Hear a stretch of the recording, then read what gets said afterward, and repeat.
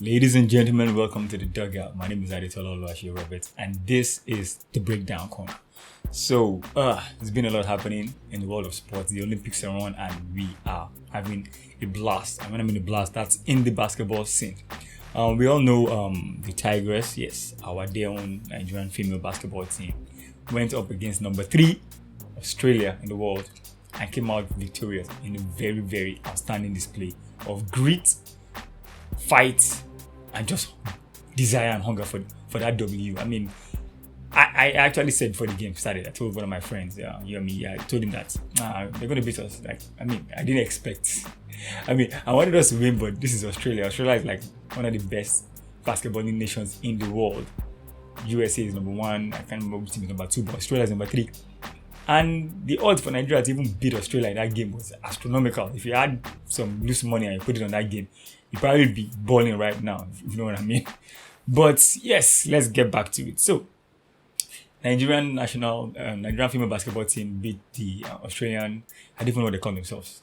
It can't be Kiwis anyway, but they beat the Australian female basketball team 75-62 in a very, very, very hard-fought encounter. I mean, at the end of the day, the scoreline, the final scores sort of flattered the Nigerian team, but there was a time in that fourth quarter, the Nigerian was up by 2, and Australia had a couple of free throws to tie the game, and the lady missed both free throws. I think that was probably a turning point in the game. But then don't take away anything from the ladies because they did outstanding. If you look at the spreadsheet, one stat that actually took me out, that took my attention rather, was the steals. We had 15 steals in that game. Granted, we weren't converting as much as we have converted, but we had 15 steals. You know what it means for a team to have 15 steals in a 40-minute game, not even a 48 standard NBA game, 40-minute game, 15 steals. That is 15 turnovers already, minus the other turnovers that the Australians should have done. 15 steals is crazy. Imagine if you had like 10 points, 2 points off at least 10 of those steals. That's plus 20 points off turnovers. That's crazy stats.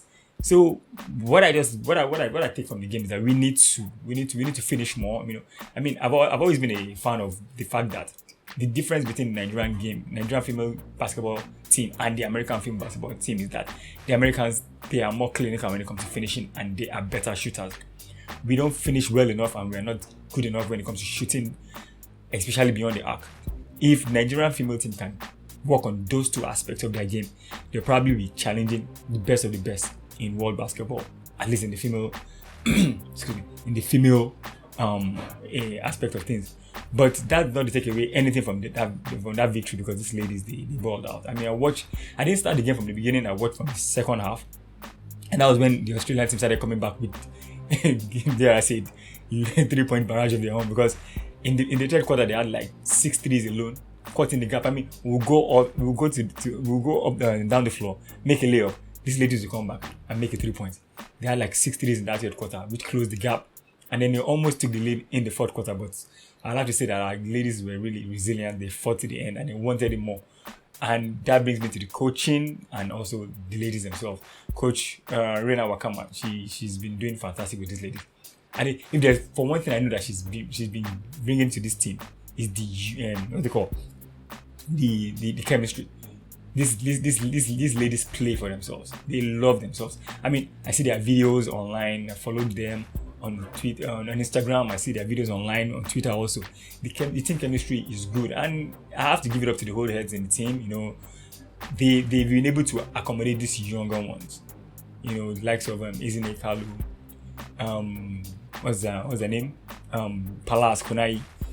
Those old experienced heads in the team, they've been able to accommodate the younger ones, been able to bring them in, take them in as more or less maybe as friends, sisters, And I know what it means when ladies come together and they start to elevate themselves. You see the best of them, and I think that's what's happening with this team behind the scenes. What you see, what you don't see on the court, what's happening off the court. So I think the coach has been able to instill that, that camaraderie amongst these players, and it's been a fantastic first game for them. I hope this continues, and I hope they're able to leverage on this momentum and go all the way. I think, judging just by what I saw in that game, I think these girls can medal. These ladies, sorry. I think these ladies can medal. Even if it's a bronze medal, they can actually do it. if they avoid the US in maybe the quarterfinals. I think they need to check to see if it's quarterfinals, semifinals, thereabout. But they can actually do it, and if they can play the way they play, barring injuries, and just play gritty defense as they've been doing. I mean, Moja Musa, she was fantastic. She had blocks, she had steals. She's about 6 feet tall, power forward, but she can bang with the biggest of the centers in the female basketball scene. And we saw that in that first game. She was playing center at times, she was playing power forward, she was doing everything defensively, and she was also scoring. She had some nice shots from the 3-point line and everything. So I think these ladies can go all the way. I mean, there was a video I saw online. I think I want to play that video for you guys. And this lady, I don't know where she's from. She's not Nigerian, obviously. I don't know where she's from, but she had this video online, and I'd like you guys to listen to it.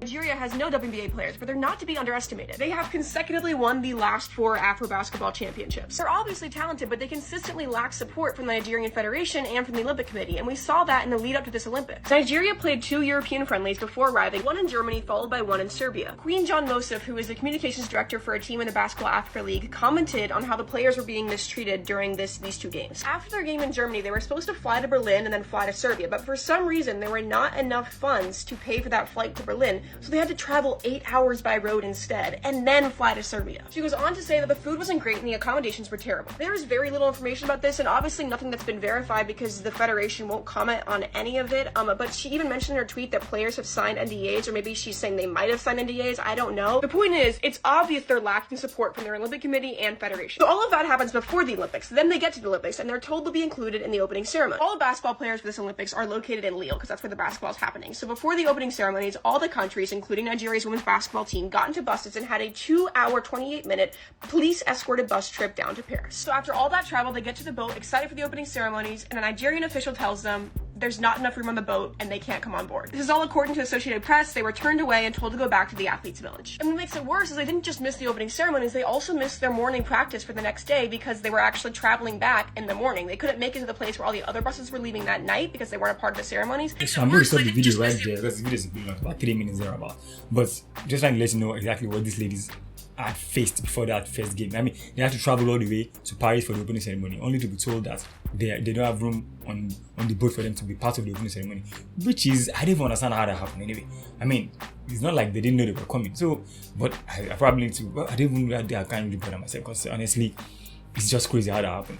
And shout out to J Cubed Hacks. That's the video I'm playing. The video I just played. That's the lady that's the handle on Twitter. Anyway, I'll put the link in the description. You can go check her out, watch the rest of the video, see what she had to say. I mean, she had a lot of praises for the ladies at the end of the video.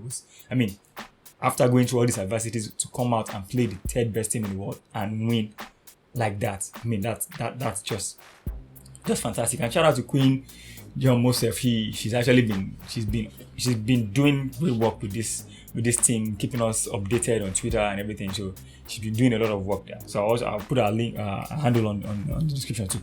So what I'm saying is that these ladies have gone through this much adversity. They had to travel and travel back from Paris to Lille again. No time to rest, no time to even practice, and then get on the court, play Australia and win.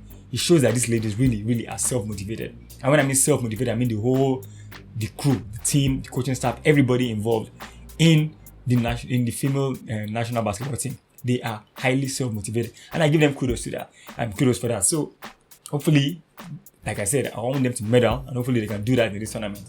And like I said, if you haven't subscribed, please like, share, subscribe to the channel. We're looking to get towards 500 before the end of the year. I mean, we're trying to grow organically anyway, but at least once we get to 500, like I said, 2 caps, giveaway caps for a lucky winner on the trivia that's going to be set. So remember to like, share, hit the subscribe button, share with your friends, share with your love, share with your family. Get everybody to subscribe.